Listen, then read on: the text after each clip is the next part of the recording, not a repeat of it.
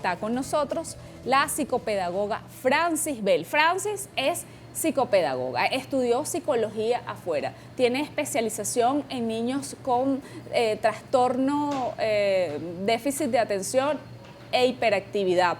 También es terapeuta cognitivo-conductual, es conferencista. Bueno, Francis tiene un currículum, imagínense, que no lo puedo decir completo, pero que me da mucho gusto que esté aquí. Bienvenida, Francis. Gracias, Yerubín. Encantada de estar aquí y con ustedes. Bueno, muchísimas gracias por venir. Es un lujo que estés aquí con nosotros porque manejas muchos temas. Y estábamos hablando de que, bueno, no sabemos por dónde empezar, porque son muchas cosas y son muchas preguntas. Y me dice Francis que en su consulta lo más frecuente es la reinserción educativa. Son muchos temas los que vamos a hablar: espacios, niños, vulnerabilidad y la preocupación que tenemos los padres y los abuelos también. Sí, efectivamente, el tema de hoy es el tema de la reinserción. Después de en pospandemia, el tema está que los padres tuvieron que estudiar de nuevo, los niños se adaptaron a otro sistema, otro horario, hicieron una dinámica totalmente cambiante. Entonces ahora un niño, imagínate un niño de tercer nivel que hizo un primer grado en casa, medio primer grado en casa, terminó primer grado casi en la escuela, en nuevas tecnologías, o sea, el classroom y ese tipo de cosas que no está acostumbrado. Y lo otro es, entra a la escuela en un segundo grado. ¿Qué pasa? El shock total, porque la dinámica es diferente, ya tiene que llegar leyendo, el contenido académico es totalmente exigente para la dinámica que traía. Igualito, los niños que están de sexto grado, que pasaron un primer año en casa, se acostumbraron a una dinámica y cuando llegan ahora a un octavo grado, la situación se complica. Porque es el trabajo del papá, es la dinámica de la hora, profesores distintos por materias, cada uno tiene una exigencia diferente. Entonces, la inserción debe ser acompañada por un especialista en todo caso. Si los padres no pueden hacerlo, los colegios deben estar en la obligación de hacer una inserción progresiva. Así como se hizo en tiempo pandemia, también se debe hacer en la inserción en el espacio físico, porque los niños tienen un proceso de adaptación también. Si nosotros los adultos lo necesitamos, imagínate los niños. Entonces, eso ha sido clave y un punto importante en el tema de las consultas.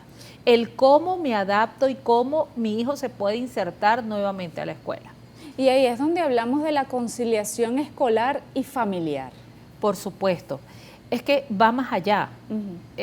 Ahora los padres, yo entiendo la dinámica del día a día, el trabajo, que ha sido igual en todos los años, pero ahora hay muchos estímulos, hay mucha actividad, los niños son diferentes, necesitan mayor actividad, tienen otros intereses, no como los nuestros, como los tuyos, los intereses de cuando tú estabas pequeña.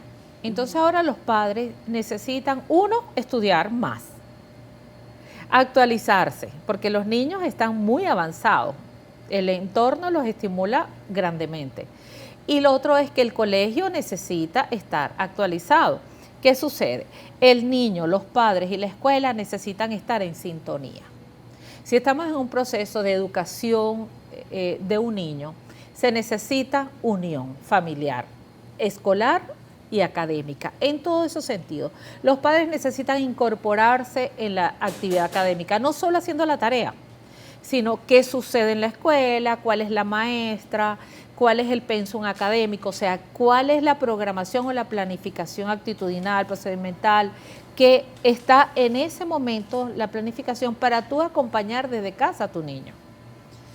No solamente es la parte académica, es el desarrollo de sus funciones ejecutivas que le permiten después, ya siendo adulto, tomar decisiones, ser autónomo, negociar, en todo caso, desarrollar todos esos procesos cognitivos, que llámese los pensamientos, los comportamientos y las emociones. Entonces, es muy importante que los padres se involucren, no solamente en hacer la tarea, sino en las actividades de la escuela. Y esto le puede dar tranquilidad a los padres, y con eso te pregunto, ¿qué herramientas necesitan los padres para estar tranquilos? Por el sentido de dónde está mi hijo, con quién dejo a mi hijo. La recomendación para los padres y, bueno, ¿por qué no para los docentes? Claro, te voy a hablar primero de un error. El primer error es inscribir a mi hijo en un espacio, llámese colegio, guardería, instituto, lo que sea. Solo porque el colegio, el instituto o lo que sea es bueno y caro. Tiene renombre, tiene todas las cosas, el laboratorio, tiene todo perfecto. Eso está bien, porque eso de algún modo garantiza el sistema educativo. Pero hay que ir más allá. ¿Quién es esa persona? Tú le has preguntado, usted padre le ha preguntado o sabe quién es ese maestro, dónde estudió, qué actualización tiene. Le hago esa pregunta, porque a veces ni sabemos quién es la maestra. No sabemos si es graduada, qué edad tiene, si tiene hijos, si no tiene hijos, que eso es lo de menos. Pero es información de valor que tú necesitas saber a quién dejas a tu hijo. ¿Quién es el que atiende en el comedor? ¿Dónde está la cartelera de los permisos sanitarios? Porque no solamente es un riesgo de un niño, sino también el riesgo en la alimentación, en lo que come el niño. El riesgo de a quién le entrega la educación de su hijo. ¿Quién es el auxiliar del aula? Si hay psicopedagogo, si hay médico. ¿Dónde es el seguro escolar? ¿Dónde es la clínica, el instituto, donde en caso de emergencia tú puedes llevar a tu hijo? Entonces, todas esas cosas se necesitan saber. Yo invito a los padres, por ejemplo, yo lo hacía. Yo creo que es el tema de psicopedagoga que me hacía temer a quién le entrego a mi hijo.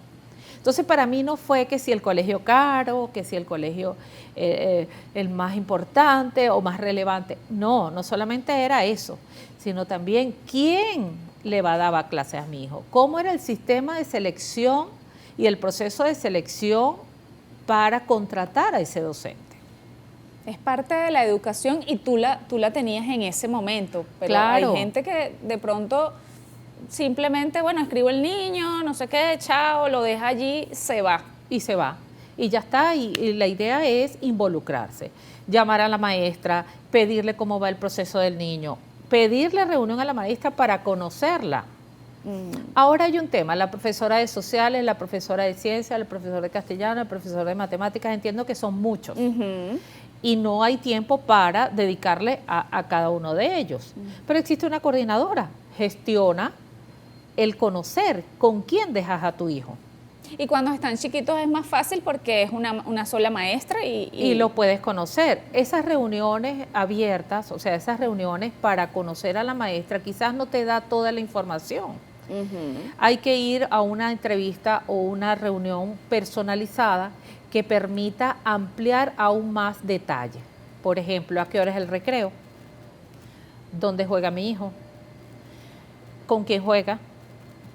¿Quién los cuida a la hora del juego? ¿Quién los supervisa? ¿A qué hora comen?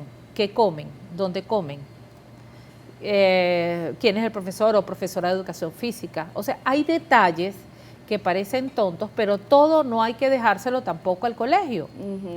Nosotros tenemos que ser coprotagonistas de la educación del niño. No solamente es en la casa, sino que ambos trabajemos en conjunto.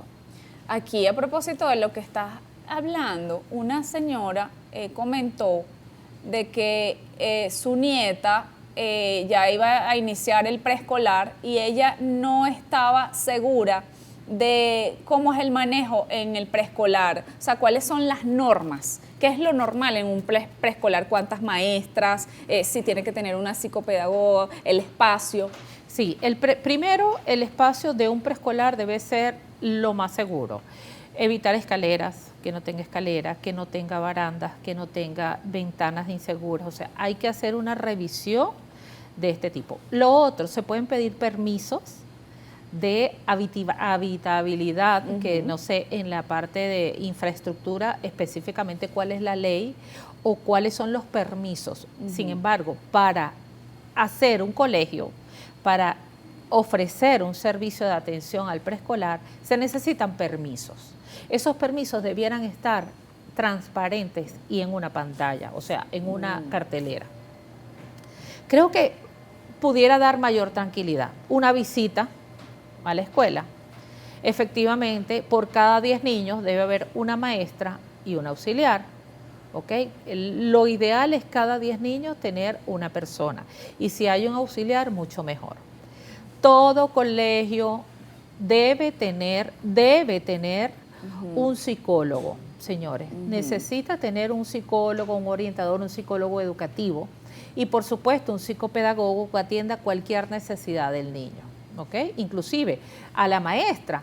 La maestra puede acudir, el psicopedagogo de la escuela, para hacer su planificación multinivel, o sea, planificación adaptada a estos niños que están en inclusión, porque ahora eso es obligatorio. Hay niños que deben ser incluidos en los procesos regulares de enseñanza. Entonces, para que se quede más tranquila, visita el colegio, averigua quiénes, pide información de la maestra, solicita los permisos de infraestructura, seguros, permisos de bomberos, el seguro, cuál es el seguro que cubre a tu niño mientras estás en la escuela, da información de tu seguro, ¿ok? Y da instrucciones claras de que en caso de que suceda algo, qué es lo que tienes que hacer. Sin embargo, eso no solamente es de los padres, los colegios están obligados a hacerlo. Yo en toda mi historia, ya mis hijos son grandes, ¿ok?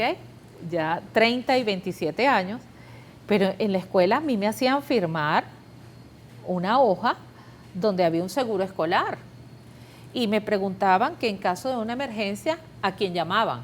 ¿A dónde lo llevaba? Y si había un médico tratante. Yo le ponía una lista de este tamaño, porque además tenía un hijo con desorden de atención. Entonces, desorden de atención y tomar riesgo va de la mano. Entonces, para mí era muy importante tener ese ojo vigilante en todo lo que era la infraestructura, sus compañeros, la maestra, y me incorporé directamente. Tanto fue así que yo trabajé en la escuela. Yo trabajé como psicopedagogo en la escuela, trabajé dando escuelas de arte. Entonces, no solamente era por ahí, me involucré de lleno. ¿Ok? Si sabes algo, ofrécele al colegio, pero sé parte de la educación y eso te ayuda a mantener también el control de tu seguridad y la seguridad del niño. Porque al involucrarte puedes ver los riesgos, puedes aportar medidas de seguridad, puedes acompañar a otros niños. No es la seguridad solamente de tus hijos. Señores, en los niños en general debe ser la seguridad de todos, debe ser el compromiso de todos.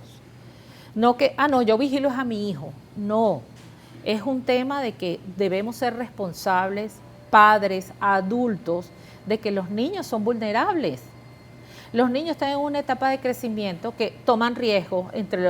Hay edades que son bien complicadas. ¿Cuáles son esas edades? En todas, los riesgos son diferentes, ¿ok? En todas toman riesgo. Un niño de un año y 8 meses, 2 años, está empezando a explorar la vida.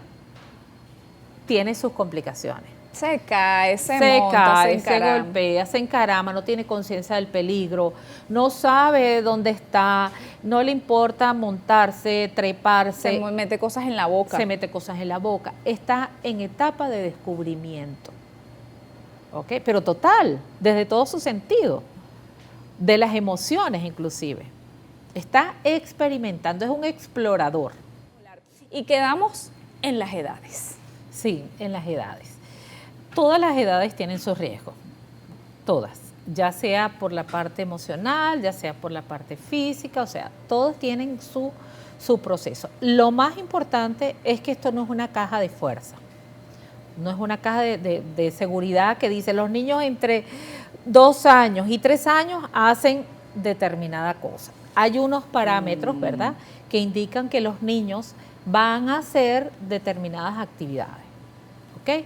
Por ejemplo, los niños de entre 3, 4 y 5 años son tremendos exploradores también. O sea que les gusta tomar riesgos, les gusta brincar, saltar, indagar, explorar. Están en el mundo de ir buscando experiencia. Están en la fase experiencial, ¿ok? Ya en esa etapa, ya por supuesto, la socialización es un buen momento para instalar competencias claves en el área de las habilidades sociales. Otro punto importante es para ir fortaleciendo aquellas competencias o las funciones ejecutivas, el funcionamiento ejecutivo, todas aquellas habilidades que nos van a servir más adelante.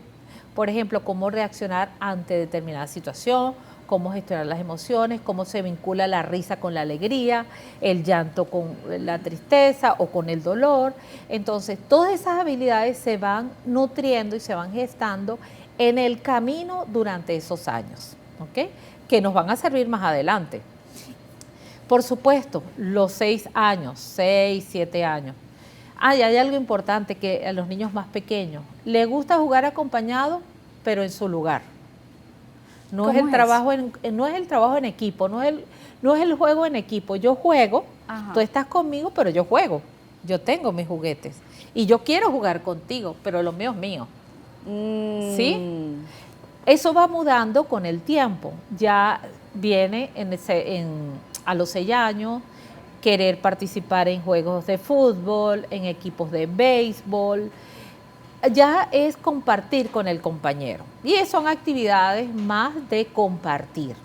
¿Sí? ¿Y cómo sería, digamos, la emocionalidad del papá? Porque el papá siempre está como preocupado, o sea, están en una piñata y entonces se quieren meter ellos para que el niño no le hagan daño, el riesgo en esa edad que naturalmente tiene, y los padres están como paranoicos. No, cuidado, no sé cuánto están, ¿cómo me relajo un poquito? Claro, no existe un manual que diga la justa medida, eso no existe.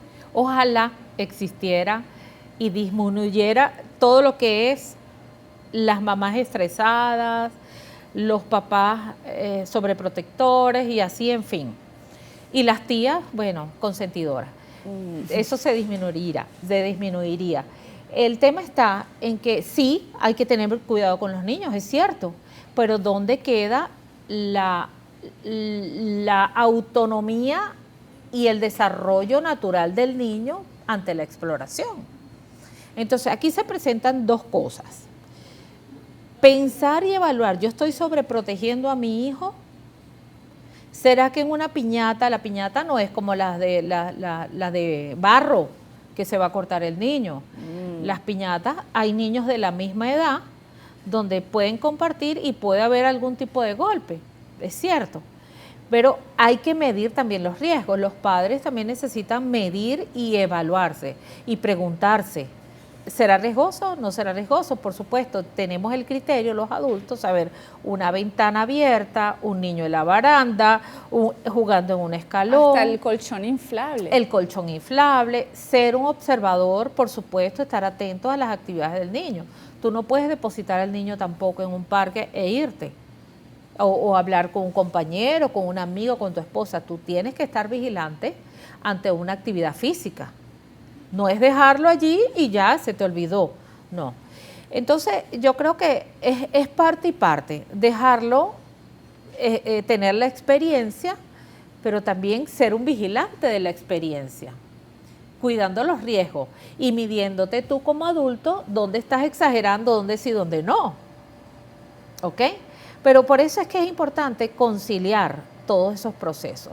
El niño no se cría solo. El niño no se cría en la escuela nada más.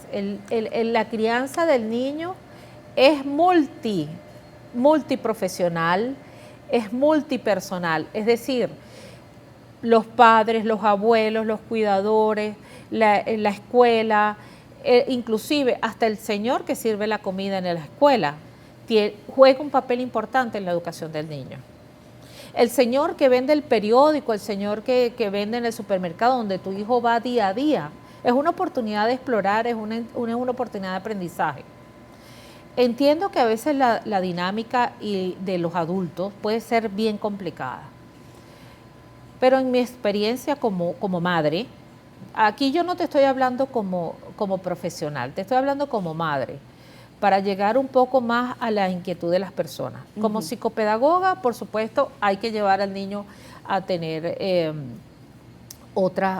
desarrollar habilidades, para los padres, para tener técnicas de modificación de conducta y otras cosas. Pero como madre te hablo ahora. Es un tema de incorpórate.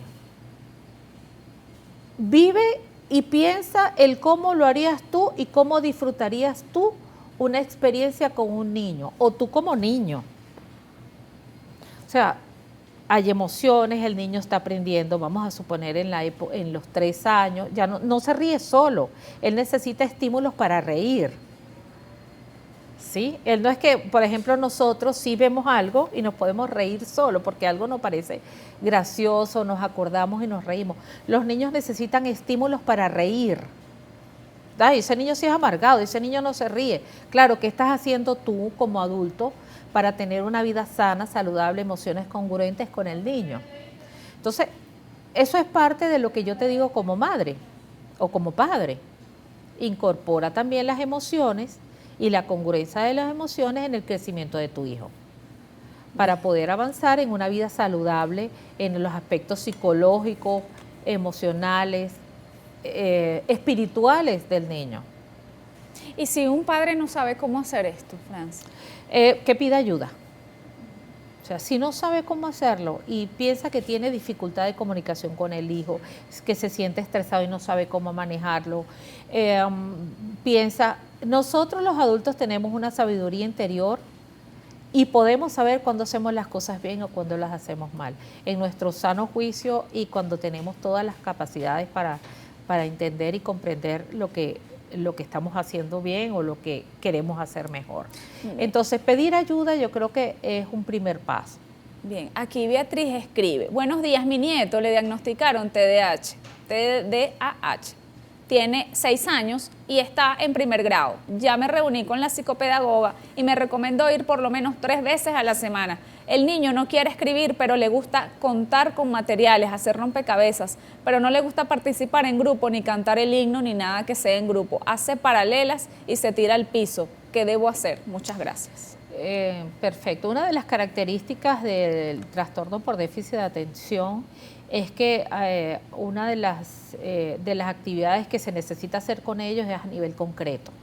Ellos aprenden a nivel concreto, es decir, haciendo, motivando su atención. Si tú le vas a hablar única y exclusivamente, la metodología es hablar, ese niño no va a avanzar. No es indicatorio, o sea, no es obligatorio que sean 3 veces por semana. Eso depende del niño, eso depende de cada sujeto. ¿Ok? Me está hablando que tiene 6 años. A los 6 años, por supuesto, tiene que hacerse una metodología a nivel concreto, porque además está en la edad de que eso tenga que ser así. ¿Ok? El aprendizaje. Si él no quiere quiere cantar el himno, si no quiere hacer esas actividades. No es que no quiera cantarlo, hay que buscar la manera de que no es que le guste, sino que hay que hacer una planificación y adaptar algunas actividades a su manera. Por ejemplo, si no le gusta cantar el himno, ¿qué hice la bandera? ¿Ok? Darle algunas actividades que sí puedan ser de agrado para él. Para irlo incorporando poco a poco. Claro, por eso la inclusión es tan importante. Los niños con TDA deben ser incluidos, deben ser atendidos y hacer una planificación que esté acorde a las necesidades del niño, sin perder lo que es el objetivo de aprendizaje. ¿Ok? Pero la metodología puede variar dependiendo de la condición específica del sujeto. Feliz y bendecido día tengan ustedes. Interesante tema que están tratando relacionado a los niños y su educación y cuidado. Teo Bompart, gracias. Candy dice: buenos días, excelente programa. Mis preguntas serían muchas, pero las voy a enfocar en un colegio es obligatorio la psicopedagoga.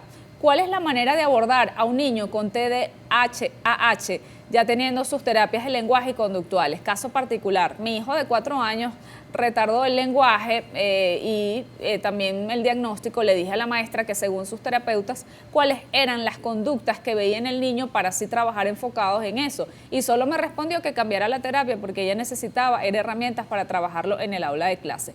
Necesitamos orientar a la comunidad escolar. En la actualidad hay muchísimos niños con condiciones muy marcadas y luego de la pandemia no ha sido fácil. Hay que educar demasiado. Gracias. Muchas preguntas en un solo comentario. Sin embargo, voy a tratar de cubrir todas esas inquietudes. Sí, la primera es la psicopedagoga. Es obligatorio, es fundamental tener a un psicólogo y a un psicopedagogo. Es importantísimo estos dos personajes dentro de la escuela. Por supuesto, el médico también, es importante que el colegio tenga un médico que sea el responsable de algunas acciones por una emergencia, que sea el responsable. Pero sí, el equipo multidisciplinar debe estar presente en la escuela, por lo menos psicopedagoga, orientador o psicólogo escolar. Con relación a cómo puede abordar a su niño con trastorno por déficit de atención, cuando llama abordar no sé a qué se refiere realmente. Sin embargo, si se trata de cómo tratarlo, cómo atenderlo en casa o cómo llevar a cabo las actividades, lo mejor que hay es buscar a un psicopedagogo especialista, a un psicólogo especialista en el trastorno, para poder dar técnicas de acompañamiento específico para el trastorno. Igualmente, como lo debe hacer la escuela, se debe hacer en casa, porque, por ejemplo, hábitos, implementación de hábitos son importantes.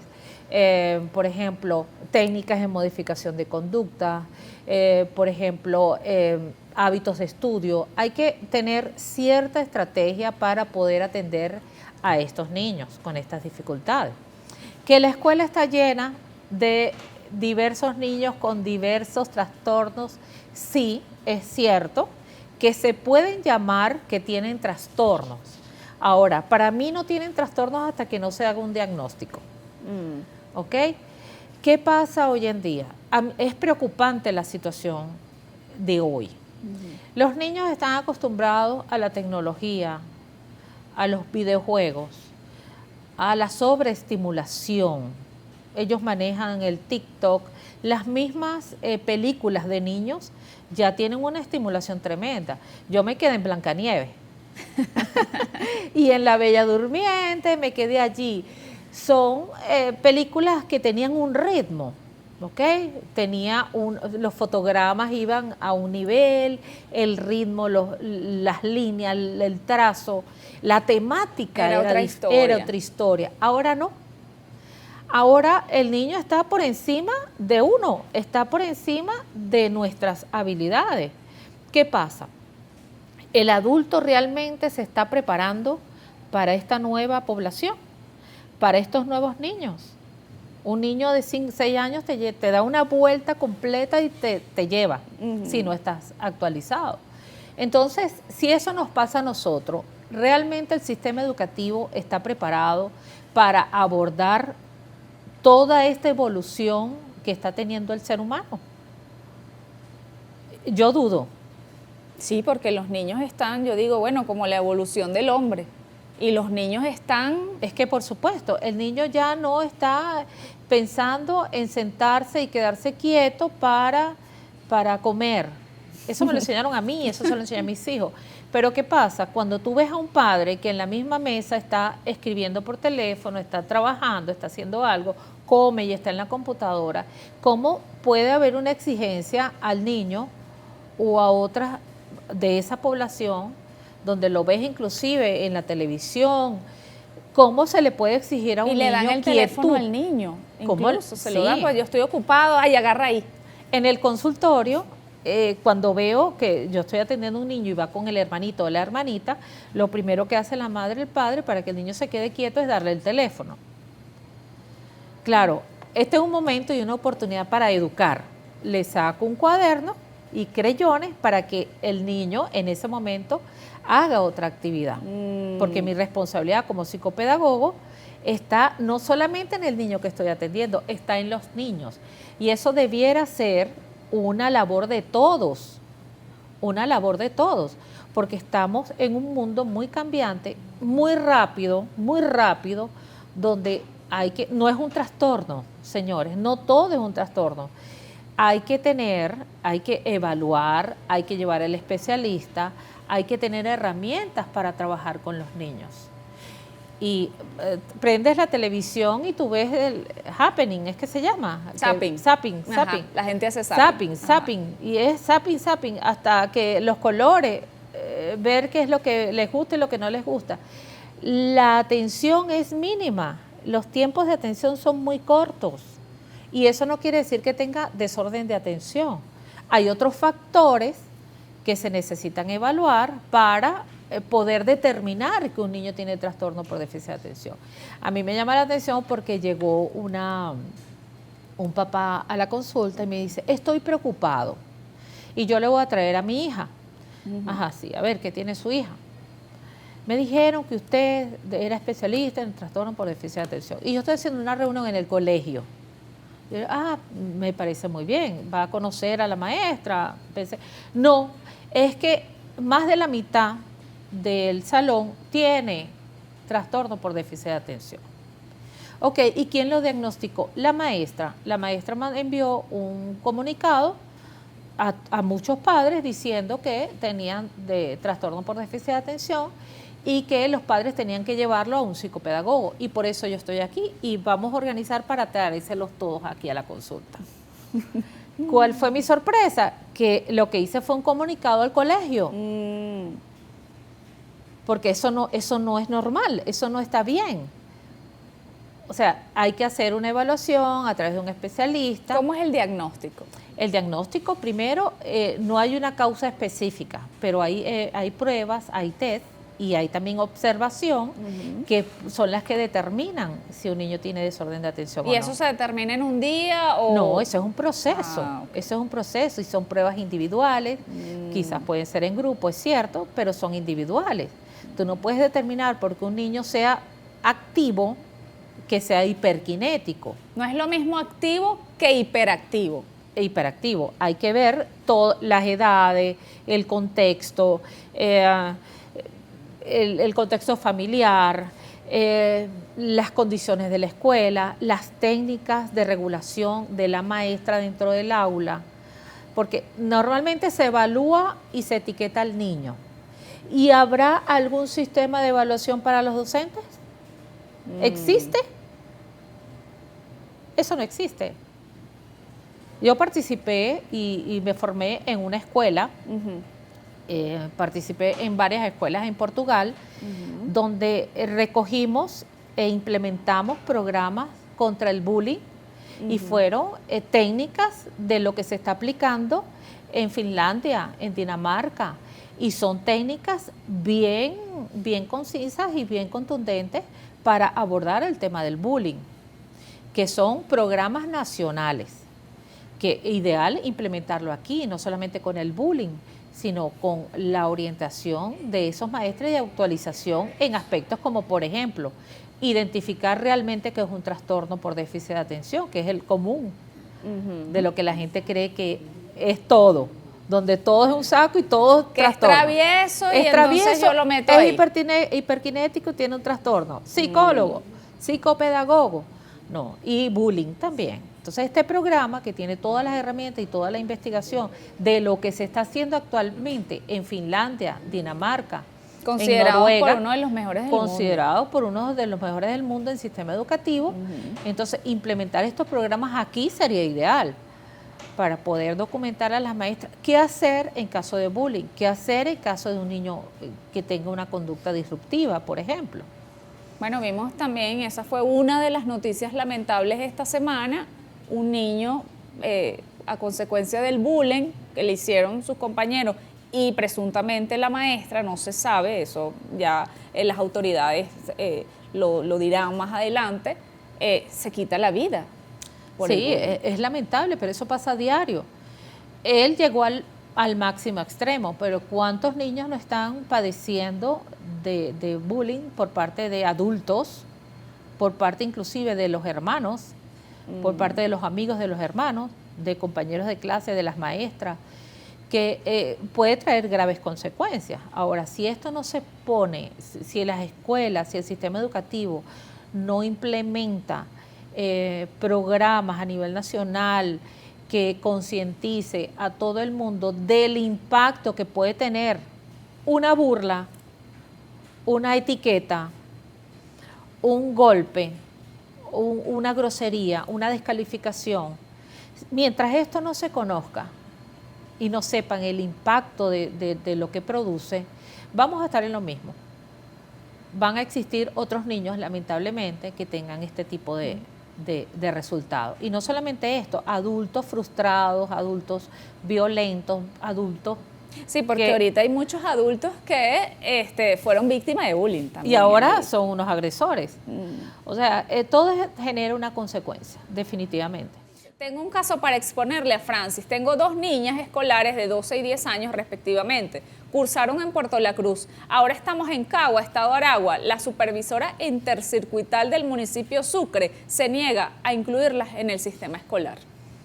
Bueno, hay que saber por qué se niega. Porque es obligatorio si una niña ha cambiado o un niño ha cambiado de residencia y más de país, de ciudad, debe ser incluido en el sistema educativo, porque la educación es obligatoria. Entonces, ahora ahí hay que ver varias cosas. Si es que la persona que me está escribiendo quiere un centro específico o es que realmente lo que necesita es incorporarla en el sistema educativo.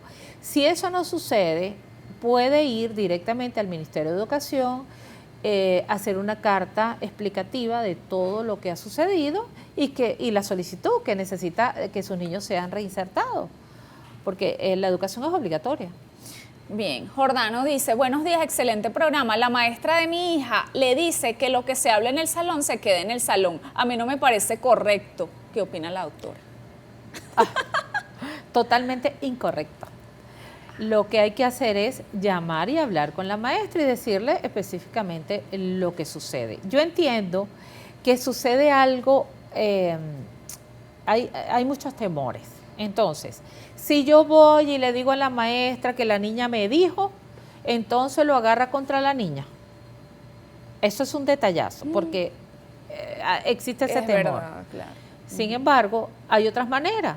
Por ejemplo, ir y preguntarle a la maestra, ¿qué me puede decir cómo va mi hija, cómo es el proceso, en qué está estudiando? Y acercarse aún más al proceso de enseñanza de la niña. Si la maestra está diciendo que lo que pasa en la escuela no se dice, yo tendría dudas en lo que está sucediendo y yo me acercaría. Yo pediría una visita, pediría atención por parte de la directora y le manifestaría mis inquietudes, como por ejemplo me siento un poco incómoda con el proceso en la escuela y necesito saber más.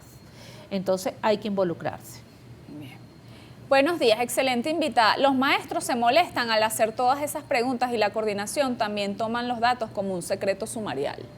Totalmente, totalmente. Por eso es, señores, involúcrense en la escuela desde el principio y no busquen el colegio solo porque dicen que es bueno, porque mucha gente lo busca y yo quiero que mi hijo esté allí.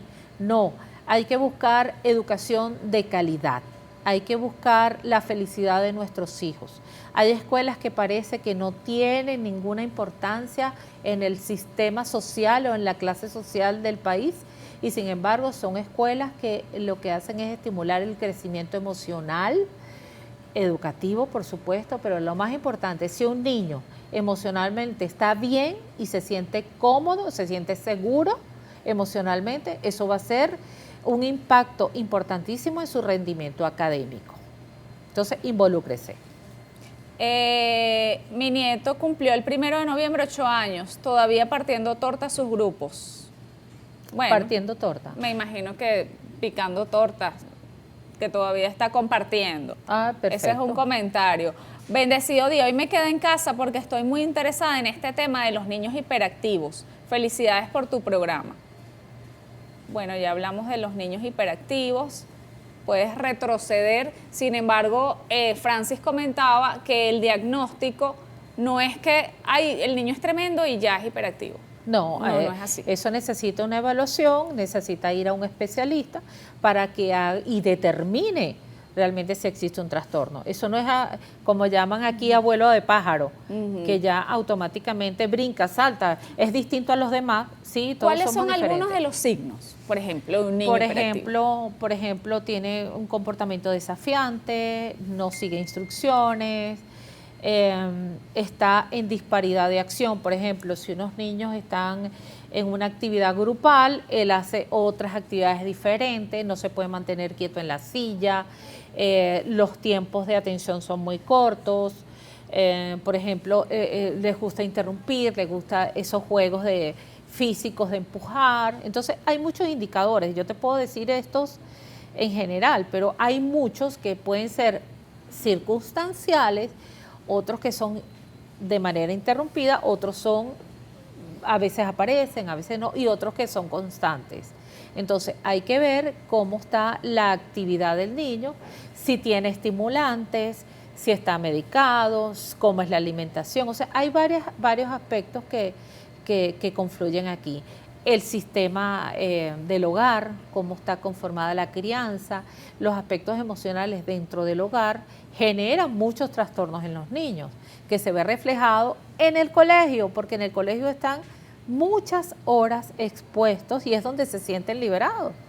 Sale a las 5:30 de la mañana, pasa todo el día en el colegio, sale a las 4 de la tarde, va al fútbol, llega cansado, hace la tarea y a dormir. Entonces, ¿qué está sucediendo en el colegio? Es lo que nosotros necesitamos observar. Bien. Y en ese sentido, la maestra cuando ve a un niño así, ¿qué hace? Habla con la psicopedagoga. Debe hablar con la psicopedagoga o la psicóloga, y la psicóloga puede hacer un informe, puede tener una primera aproximación o hacer la evaluación, y ahí es donde se determina si el niño tiene determinado trastorno, porque no solamente es hiperactividad, hay múltiples, ¿sí? Ahora el que está de moda es este. Es ese. La familia debe involucrarse en el proceso de enseñanza de sus hijos y observar los espacios donde tus niños le imparten sus actividades. Saludos desde Maracay. Feliz y bendecido día, buenos días. ¿Cómo se puede orientar a un docente, a una madre que se encuentra en negación absoluta para que lleve a su hijo a una evaluación psicopedagógica? Eso lo escribe una maestra. No sé si es una maestra, pero puede ser. Sí, eso es privarle el derecho al sano crecimiento. Eso es prácticamente penado, porque si se observa, hay algo paradójico aquí, porque si la maestra, independientemente de lo que les comenté, que todo es desorden de atención, pero es donde el niño pasa más tiempo. Si la maestra te da algún indicio o te comenta que hay algo, tu responsabilidad como padre es indagar. Es indagar. No solamente indagar la parte psicológica, sino también la parte física. ¿Qué sucede? ¿Está viendo bien? Porque ese es el otro tema. Han llegado niños que se distraen, que no saben, que no copian, y es porque no necesitan lentes y nos damos cuenta que es miope. Entonces, hay un proceso integral. Igual cuando les cuenta hablar, hubo un cuento que escuché que no era que le costaba, sino que tenía un problema en el oído, no escuchaba. Claro, es que también tengo un caso así. Tenía 5 o 6 años y no hablaba, y era que en el embarazo, en el parto, tenía líquido en el oído. Entonces, claro, él escuchaba. Eso era lo que escuchaba, y él hablaba de ese modo. Fue a psicopedagogo, psicólogo, terapista de lenguaje, todo esto. Hasta que un día un psicopedagogo le dijo, un colega en Chile le dijo, ¿y tú le has revisado los oídos, la vista?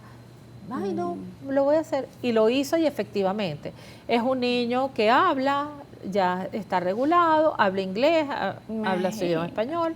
Entonces es un tema que alerta. No nos podemos quedar con un simple comentario, sino indagar. Y lo otro es no ponernos la venda en los ojos por evitar el que mi hijo es diferente. Pues es diferente. ¿Y cuál es el problema? Todos somos distintos. No pasa nada. Entonces, si es diferente y tiene un acompañamiento especial, hagámoslo. Entonces, es importantísimo porque esto genera, si no se atiende a tiempo, genera adultos con peores consecuencias. No, y qué importante la información, saber a dónde acudir. Claro, es que también en las escuelas debe haber una campaña de concientización de no solamente el tema con los niños y la educación, sino también el tema de la responsabilidad de ambas partes. Nosotros, colegios, nosotros, padres, somos responsables de esto, y hasta aquí queda nuestra labor. La responsabilidad de los padres es tal y tal y tal, la crianza emocional, y que se complemente con la crianza del niño. Aquí hay un solo motivo, que es el niño. Y por supuesto tiene las abuelas, los abuelos, los tíos, los primos, la escuela, el señor del kiosco, el que cocina, el psicopedagogo, el psicólogo, el ortopedista, el odontólogo. Todos generan enseñanza en los niños. Aquí tengo una pregunta de Aomepier, dice, ¿cómo puedo interpretar que la maestra de 6º grado de mi hija le diga que si no mejora la letra se quedará con el literal C en su evaluación? Sé que no es la mejor letra, pero considero que todo lo que escribe se le entiende. Eso no se puede procesar. No lo proceso tampoco. Fíjate, hay dos puntos importantes. Uno, la etiqueta de que no lo vas a lograr. Y la otra también, que es muy negativa, es si lo haces bien, te vas a ganar tal. O sea, es como posponer la gratificación. Sí, en este caso, hay una amenaza detrás de todo este contexto. Sin embargo, se puede ver que la maestra no tiene como los recursos pedagógicos para poder abordar el proceso de enseñanza de una buena escritura. Entonces, yo lo que te recomendaría, ¿cómo se llama la persona? Tiene un nombre te recomendaría abordar a la maestra y preguntarle específicamente qué es lo que es para ella una buena escritura. Y sincerizar, ok, ¿esto es una buena escritura? Ah, ok, perfecto. ¿Cuál es la diferencia con relación a la escritura de mi hijo o de mi hija? Y comparar. Entonces, esta es buena y esta no es tan buena. Dime el motivo por la cual esta que no es buena y esta sí es buena, y qué se puede hacer en la escuela y en mi casa para que se mejore, si es en el caso de que necesita mejora. Si es que no, tú la confrontas de saber cómo es la mejor escritura. Porque si tú tienes claro que se lee bien, que es buena, algo está sucediendo. Entonces lo importante es preguntar. Aquí Yasmín te pregunta, mi hija de 8 años no copia las tareas completas, eso me preocupa, se distrae mucho en clases, ¿qué hago? Ir al psicólogo, psicopedagogo, y evaluar cómo está su ritmo de trabajo, cómo está el proceso escolar, y también conocer cómo es el ritmo de la maestra. A lo mejor no copia porque es muy rápido. O es muy rápido. Aquí en los colegios debe existir un equilibrio. Bueno, yo no copiaba por eso. En la escuela yo recuerdo, me costaba muchísimo, y entonces tú me veías a la 1 de la tarde y ya todavía copiando. Muy rápido. Sí, bueno, es rápido. En mi caso, no todos los niños son así. No todos los niños son así, evidentemente. Hay niños que son más rápidos, otros que son más lentos, otros que les cuesta más, otros que les cuesta menos. Quizás esta niña puede escuchar mejor que escribir. Entonces, también hay que averiguar y preguntar cuánto tiempo le dan para copiar. Si la niña se distrae, es un punto de atención para que sea evaluada. Se queda hablando por ahí. Se queda hablando, y también si en el salón de clase hay agentes dispersores. Por ejemplo, evaluar la posibilidad de colocar la niña al frente para que evite conversar con otros niños. La vista también, ¿no? Que lo hablamos ahorita. Claro, ver si no ve bien la pantalla, no ve bien el pizarrón. Entonces la maestra necesita aplicar otros recursos, otras técnicas internas para ya determinar que la niña no copia por algún motivo, o ya probaste todas las posibilidades en el aula y puedes determinar que la niña, mira, no copia, necesita ir a una atención especializada. Ok, preguntan, ¿cómo hacer cuando la maestra explica una sola vez y cuando el niño le va a preguntar, ya la maestra se enoja? Oye, está difícil. Esa pregunta está difícil porque yo haría lo siguiente. Oye, eso está muy difícil porque ahí el tema está del maestro. El maestro necesita responder a las necesidades del niño. Si el niño no entendió, eso pasa hasta en la universidad, si tú no entiendes, pregunta. Y los niños a esa edad preguntan. Prácticamente una de las maneras de descubrir el mundo, es a través de la pregunta. Entonces, tiene 6 años apenas, al parecer. No, dice edad. Bueno, pero los niños, para saber las cosas, necesitan preguntar. Entonces, ahí la evaluación es para la maestra, no para el niño. No, y el niño se queda sin ese aprendizaje y llega a la universidad y le da pena preguntar. Claro, señores, involúcrense. Si eso sucede y el niño se lo dice, pida cita, pida audiencia, pida comunicación con el orientador, con la misma maestra y dígale, mi hijo me ha comentado que no tiene la información porque o no escucha bien o usted le dice que no va a repetir la información. ¿Qué posibilidades hay que se pueda repetir la información? ¿Eso no está contemplado dentro de las actividades de la escuela? Hay que ser un poco más intrusivo, ser más participativo, escuchar más a los niños y que no quede en el niño, sino que tú movilizarte para verificar y validar la información también que te da el niño. Carmen dice, excelente el tema, por favor, soy docente de inicial y me gustaría recibir más información respecto a estrategias que debemos aplicar en el aula con niños con déficit de atención. Perfecto, esos son talleres específicos, los ofrecemos en el lugar donde estoy pasando consulta, los doy los días sábados, técnicas de modificación de conducta, desarrollo de competencias para adolescentes, y también para el trastorno del déficit de atención. Sí estoy segura y estoy clara, y eso es importantísimo, que el docente necesita actualizarse. No solamente para estos temas, sino también para el cambio vertiginoso que están teniendo nuestros niños. Y también para abordar esa estadía en casa. Cómo insertarlos nuevamente. Tenemos que 3 meses apenas con los niños en clase. 2 meses. Tenemos pocos, sí. Después vamos al gimnasio y vamos 15 días, dejamos de ir 2 días y ya perdimos todo lo que habíamos hecho quizás en un año. Así pasa con los niños. Los niños se pueden adaptar muy bien, pero también necesitan su proceso, así como nosotros. Y necesitan su reinserción y que nosotros los adultos seamos conscientes de que cada uno tiene un proceso, tiene un talento, tiene unas capacidades que hay que acompañar. Y más si estuvieron solitos. Claro, muchísimas gracias, Francis, por toda esta orientación, enseñanza, información. Nuestra querida audiencia siempre aprende todos los fines de semana. Te voy a dejar la cámara para que le hables a esos padres, representantes y docentes en pro de la conciliación escolar familiar y también a esos padres que son aprensivos con mi hijo no te metas, pendiente de siempre de su hijo y con la sobreprotección. Sí. Te voy a dejar las cámaras. Es importante la vida de padres y no hay un libro que te diga exactamente lo que tienes que hacer. Ahora, yo te invito a que vayas un poquito atrás y sientas cuando tú eras niño. Solamente que vivas esa experiencia de recordar las necesidades que tú tenías. Esas no son distintas a las que tiene hoy tu hijo. Esas experiencias, esas emociones que tiene tu hijo hoy, también tú las tuviste. Entonces, ¿qué sucede? Empieza por ahí e involúcrate en todos los aspectos y en todas las áreas en las que se desenvuelve tu hijo. Sin manera obsesiva, por favor. Solamente acompañarlo, no involucrarte en su proceso de crianza.